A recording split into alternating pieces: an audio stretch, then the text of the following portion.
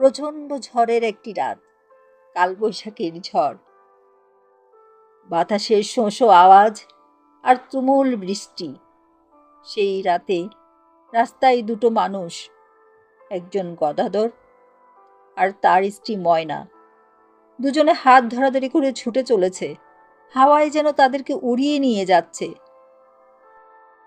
ঝড়ের শেষে দেখল সেই ঝড়ের প্রচণ্ড হাওয়া তাদেরকে একটা অজানায় জায়গায় নিয়ে এসেছে এবং সেখানে তাদের সাথে ঘটল কিছু অদ্ভুত ঘটনা। কেন তাদেরকে ঘর থেকে এত রাতে বের হতে হলো এই বৃষ্টির মধ্যে, আর কি সেই অদ্ভুত ঘটনা, তা জানতে আমরা চলুন শীর্ষেন্দু মুখোপাধ্যায়ের আয়নার মানুষ গল্পটি শুনি। শক্তপোক্ত মানুষ হলে কি হয়, গদাধর আসলে বড় হয়রান লোক। 3 বিঘে পৈতৃক জমি চাষ করে তার কোনো ক্রমে চলে। বাস্তু জমি মোটে বিঘে টাক। তাতে তার বউ শাক পাতা লাউ কুমড়ো ফলায়। দুঃখে কষ্টে চলে যাচ্ছিল কোনো রকমে। কিন্তু পরাণবাবুর নজরে পড়েই তার সর্বনাশ। পরাণবাবু ভারী ভুলো মনের মানুষ। জামা পরেন তো ধুতি পরতে ভুলে যান। হাটে পাঠালে মাঠে গিয়ে বসে থাকেন। জ্যাঠামশাইকে ছোট কাকা ডেকে বিপদে পড়েন। লোকে আদর করে বলে পাগলু পরাণ। তবে পরাণবাবু মাঝে মাঝে অদ্ভুত কথা বলে ফেলেন। একদিন গুরুপদকে বললেন, ওরে সাধুচরণ, চারদিকে চোর, খুব চোখ রাখিস বাপু। তা সত্যি, সেই রাতে গুরুপদর বাড়িতে চোর ঢুকে বাসনপত্র নিয়ে গেল। আরেকদিন লক্ষ্মীকান্তকে বলে বসলেন, রজনীকান্ত যে, তার বিষ্ণুপুরে বেশ ভালো আছো তো ভাইয়া? লক্ষ্মীকান্তর বিষ্ণুপুরে যাওয়ার কথাই নয়, যাইও নি কোনো দিন। কিন্তু আশ্চর্যের বিষয়, এর কিছুদিনের মধ্যেই বিষ্ণুপুরে একটা মাস্টারি চাকরি হয়ে লক্ষ্মীকান্ত চলে গেল। যাওয়ার আগে সবাইকে বলে গেল, পরাণবাবু ছদ্মবেশী মহাপুরুষ। অনেকেরই সে কথা বিশ্বাস হলো। গাঁয়ের মাতব্বর শশীভূষণ একবার পরাণবাবুর খোঁড়া কুকুর ভুলুকে প্রকাশ্যে ল্যাংড়া বলায় খুব রেগে গিয়ে পরাণবাবু বলেছিলেন, দেখো নিশিবাবু, সব দিন সমান যায় না। ভুলো যদি ল্যাংড়া হয় তো তুমিও ল্যাংড়া। অবাক কাণ্ড হলো। দিন 7 বাদে শশীবাবু গোয়াল ঘরের চালে লাউ ডগা কাটতে উঠে একটা সবুজ সাপ দেখে আঁতকে উঠে চাল থেকে পড়ে গেল। আর পড়ে গিয়ে বাঁ পায়ের গোড়ালি ভেঙে যায়। মাসখানেক তাকে লেংচে চলতে হয়েছিল। তা সেই পরাণবাবু একদিন গদাধরকে দেখে থমকে দাঁড়িয়ে বললেন, তুমি যেন কে হে? মুখখানা চেনা ঠেকছে। আজ্ঞে, আমি গদাধর লস্কর। চেনা না ঠেকে উপায় কি বলুন? এই গাঁয়েই জন্ম কর্ম, ছেলেবেলা থেকেই দেখে আসছেন। আপনার বাড়ির বাগান পরিষ্কার করতে কতবার গেছি মনে নেই? পথে ঘাটে হরদম দেখাও হচ্ছে। খুবই অবাক হয়ে পরাণবাবু বললেন, বটে, তা তুমি করো কি হে বাপু? আজ্ঞে, এই একটু চাষবাস আছে, 3 বিঘে জমিতেই সামান্যই হয়। নাক কুঁচকে পরাণবাবু বললেন, এহ, মোটে 3 বিঘে? ছে, ও বেচে দাও। বলেন কি বাবু, বেচলে খাবো কি? ভারী বিরক্ত হয়ে ভ্রু কুঁচকে পরাণবাবু বললেন, খাবে? কত খাবে হে হলদর? খেয়ে শেষ করতে পারবে ভেবেছ? খাবে। কথাটা অনেকের কানে গেল। গায়ের মুরব্বীরা বললেন, ওরে গদাধর, পরাণ হলো বাঘসিদ্ধায়, যা বলে তাই ফলে। ভালোই জমি জমা বেচে দে বাবা। শুনে ভারী দমে গেল গদাধর। শুধু একটা খ্যাপাটে লোকের কথা শুনে এরকম কাজ করাটা কি ঠিক হবে? জমি সামান্যই হোক, বছর সামান্য যে ফসলটুকু দেয়, জমি বেচলে তো তাও জুটবে না। তার বউ ময়না ভারী ধর্মভীরু মেয়ে, ঘরে লক্ষ্মীর পট বসিয়েছে, শিবরাত্রি ব্রত উপোস করে। সেও শুনে বলল, পরাণবাবু কিন্তু সোজা লোক নয়, যা বলে তাই হয়। এসব শুনে ভারী দ্বন্দ্বে পড়ে গেল গদাধর। তার মাথায় যথেষ্ট বুদ্ধি নেই, দূরদর্শিতা নেই, জমি চাষ করা ছাড়া তার কোনো কাজও সে পারে না। একটা পাগল লোকের কথায় ঝুঁকি নেওয়াটা কি ভারী আহাম্মকি হয়ে যাবে নাকি? কিন্তু গায়ের 5 জনের তাড়নায় আর বউ ময়নার তাগাদায় অবশেষে সে জমি বেচে 1 পোটলা টাকা পেল। তারপর মাথায় হাত দিয়ে দাওয়ায় বসে আকাশ পাতাল ভাবতে লাগলো, এই কয়টা টাকা কয়েক মাসের মধ্যে ফুরোবে, তারপর যে কি হবে ভেবে বুক শুকিয়ে গেল তার। বিপদ কখনো একা আসে না। জমি বেচা কয়েক হাজার টাকা বালিশের নিচে রেখে রাতে ঘুমিয়েছিল গদাধর। খাটিয়ে পিটিয়ে মানুষ, ঘুমটা বটে একটু গাঢ়ই হয় তার। সে কিচ্ছু টের পায়নি। সকালে উঠে বালিশ উল্টে দেখল তলাটা ফাঁকা, দরজার খিলও ভাঙ্গা। ফের মাথায় হাত দিয়ে দাওয়ায় বসে পড়ল সে। থানা পুলিশ করে কোনো লাভ নেই, থানা 5 মাইল দূর। তার মতো চাষাবুসু থানায় একতলা দিয়ে কেউ পুষবেও না। তার কাছে টাকাটা অনেক বটে, কিন্তু পুলিশ শোনে নাক সিটকোবে। ময়নারও মুখ শুকিয়ে গেছে। সে মোলায়েম গলায় বলল, ভেঙে পড়ার কি আছে? আমার লক্ষ্মীর ঘট ভেঙে 2 দিন তো চলুক। নুন ভাত শাক ভাত খেয়ে কটা দিন কাটলো বটে, কিন্তু তারপর আর চলছে না। ময়না বলল, চলো অন্য গায়ে চলে যাই। দরকার হলে তুমি মুনিশ খাটবে, আমি লোকের বাড়িতে কাজ করব। এ গায়ে ওসব করলে তো বদনাম হবে। বাপ পিতামার গা ছেড়ে যাব? তবে কি মরবে নাকি? কাহিল গলায় গদাধর বলল, ঠিক আছে, তাই চলো। পাছে কেউ দেখতে পায়, সেই ভয়ে সন্ধ্যের পর 2টি পোটলা নিয়ে 2 জন গা ছেড়ে রওনা হলো। গা ছেড়ে বেরোতে না বেরোতেই প্রচণ্ড কালবৈশাখী ঝড় ধেয়ে এলো। আকাশে ঘন বিদ্যুতের চমক, বাজ পড়ার পিলে চমকানো আওয়াজ আর তুমুল হাওয়া। 2 জনে হাত ধরাধরি করে পড়ি কি মরি করে ছুটতে লাগলো। অন্ধকারে পথের মোটেই হদিশ পেল না। শুধু টের পাচ্ছিল হাওয়া তাদের প্রায় যেন উড়িয়ে নিয়ে চলেছে। ঝোপ জঙ্গল মাঠঘাট পেরিয়ে তারা দিকবিদিক শূন্য হয়ে ছুটছে। বৃষ্টির তোড়ে তাদের জামা কাপড় পোটলা পুটলি ভিজে ঝপঝপ করছে।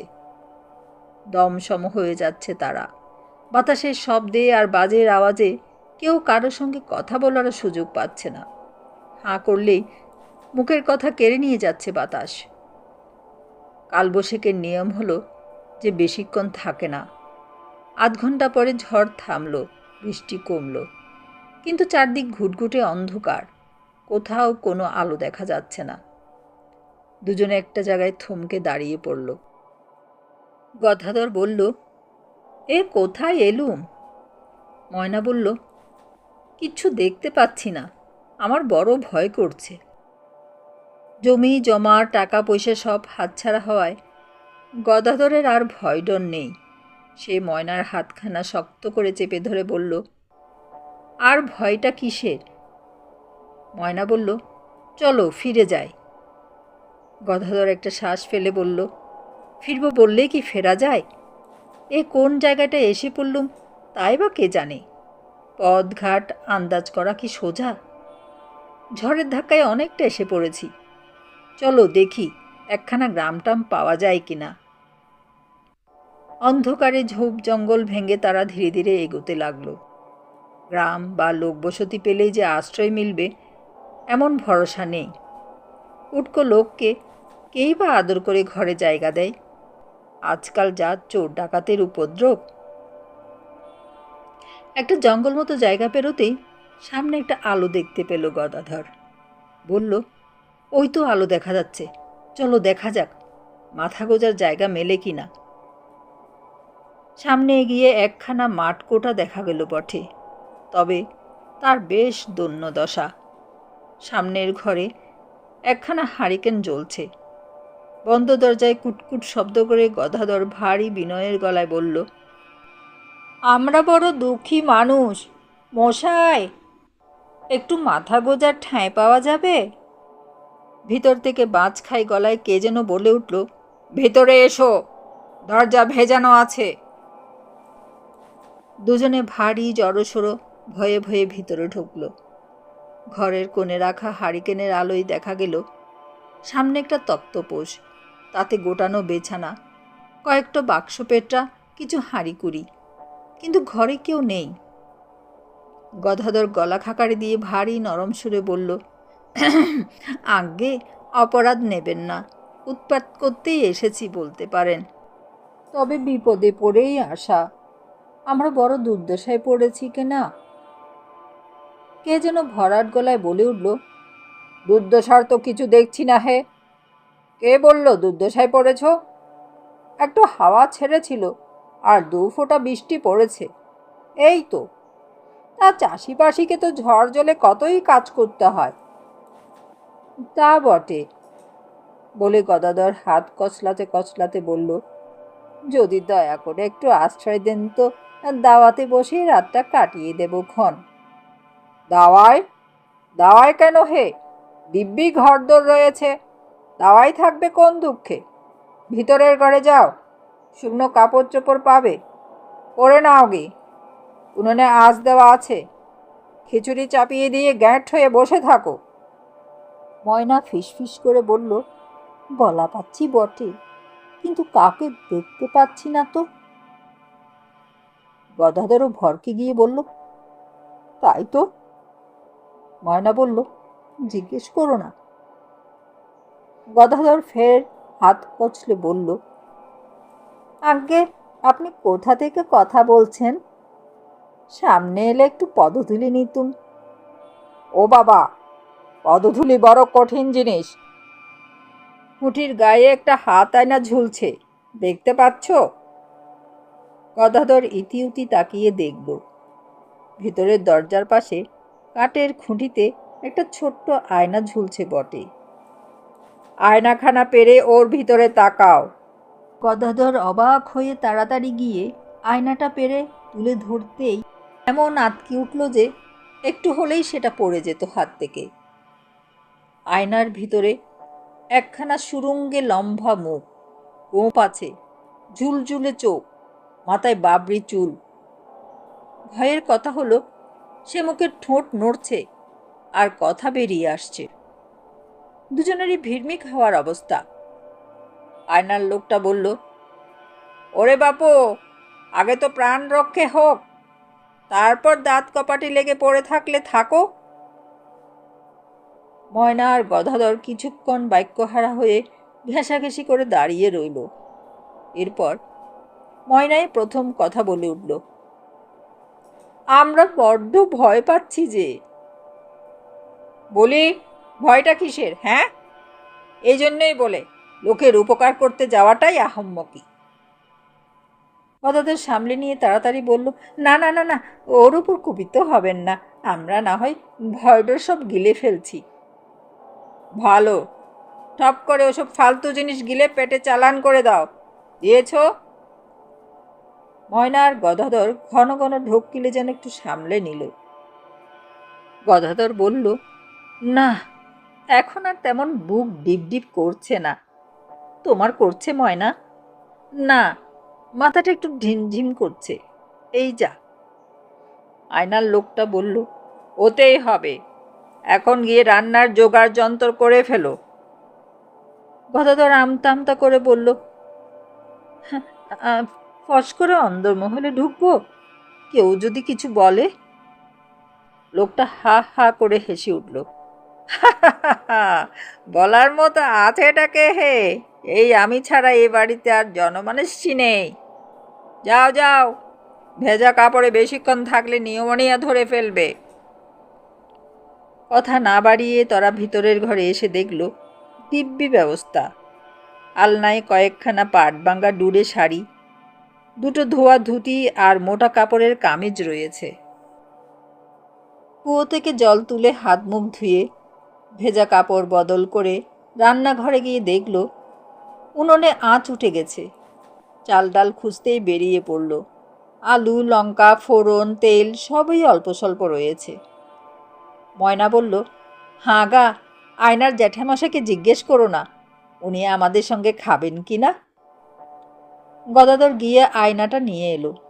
তারপর সুরঙ্গে মুখখানার দিকে চেয়ে কাঁচুমাচু করে মুখ করে বলল, আগে আপনি পেশাদ করে না দিলে কোন মুখে খিচুড়ি খাই বলুন? ময়নার বড় ইচ্ছে আপনাকেও একটু ভোগ চড়ায়। না হে বাপু, ওসব আমার সহ্য হয় না, আমার অন্য ব্যবস্থা আছে, তোমরা খাও। কি আর করা, অন্যের বাড়িতে ঢুকে এরকম রেঁধে বেড়ে খাচ্ছে বলে ভারী সংকোচ হচ্ছে তাদের। তবে খিদেও পেয়েছে খুব, তাই তারা লজ্জার সঙ্গে পেট পুরে খেয়ে নিল। তারপর দুজনে ক্লান্ত শরীরে আর ভরা পেটে মরার মতো ঘুমিয়ে পড়ল। ভোরবেলা ঘুম ভাঙার পর গদাধরের মনে হলো গতকাল ঝড় বৃষ্টিতে পড়ে তাদের মাথাটাই গুলিয়ে গিয়েছিল, তাই বোধহয় একটা আজগুবি স্বপ্ন দেখেছে। ময়নাকে ডেকে তুলে স্বপ্নের কথা জিজ্ঞেস করতে ময়না বলল, দুজনে কি একই স্বপ্ন দেখতে পারে? তাহলে ব্যাপারটা কি? তার আমি কি জানি।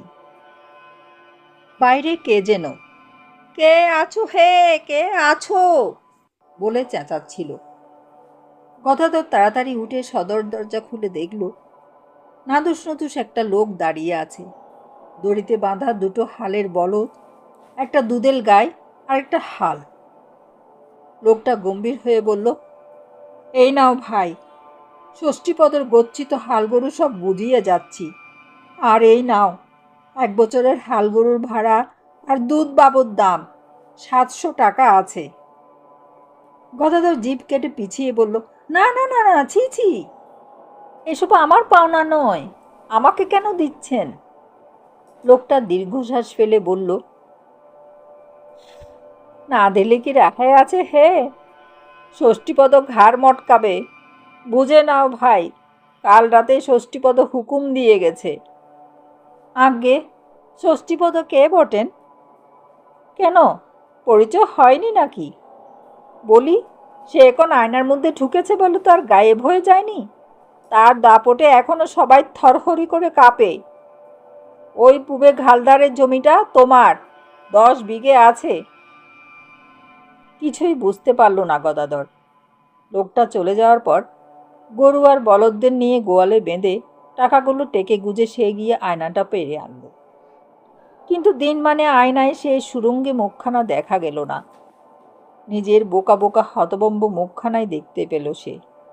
এরপর আরেকজন রোগাপানা লোক এসে হাজির, সঙ্গে মুঠের মাথার উপর দুটো ভরা বস্তা। এই যে ভাইয়া, আমি হচ্ছে শ্যামাপদ মুদি, 2 বস্তা চাল দিয়ে গেলুম। ষষ্ঠীপদর হুকুম তো, তাই অমান্য করতে পারি না। এই 2 বস্তাই পাওনা ছিল তোমাদের, আর এই 1000টা টাকা। গদাধর কথা কইতে পারছে না, কেবল ঢোক গিলছে, জিভ টাগরা সব শুকনো। একটু বেলার দিকে একজন বউ মানুষ এসে পেছনের দরজা দিয়ে ঢুকে সোজা ময়নার কাছে হাজির। একটা পোঁটলা খুলে কিছু সোনার গয়না বের করে বলল, নাও বাপু, তোমার জিনিস তুমি বুঝে নাও। মোট 8 গাছা সোনার চুড়ি, বাঁধানো নোয়া, বিছে হার, 1 জোড়া বালা আর ঝুমকো দুল। ময়না অবাক হয়ে বলল, এসব আমার হবে কেন? তা জানি না, ষষ্ঠীপদ গচ্ছিত রেখেছিল, এখন হুকুম হয়েছে তাই দিয়ে যাচ্ছি। কিন্তু আমি তো ষষ্ঠীপদ বাবুকে চিনিই না। চিনবে বাপু, এ গায়ে থাকলে তাকে না চিনে উপায় আছে? তা তোমাদের কপাল ভালো যে তার নেক নজরে পড়েছ, তার ভয়ে আমরা কাটা হয়ে থাকি কি না। সারাদিনে আরও অনেকে এসে অনেক জিনিস দিয়ে গেল। কেউ দা কুড়োল, কেউ শীতলপাটি, কেউ কুয়োর বালতি আর কাঁটা, কেউ কাঠের টুল, কেউ বাসনকোসন, কড়াই আর হাতা, এমনকি একগাছা ঝাঁটা অবধি সবই নাকি ষষ্ঠীপদ গচ্ছিত রাখা জিনিস। গদাধর আর ময়নার দিশেহারা অবস্থা।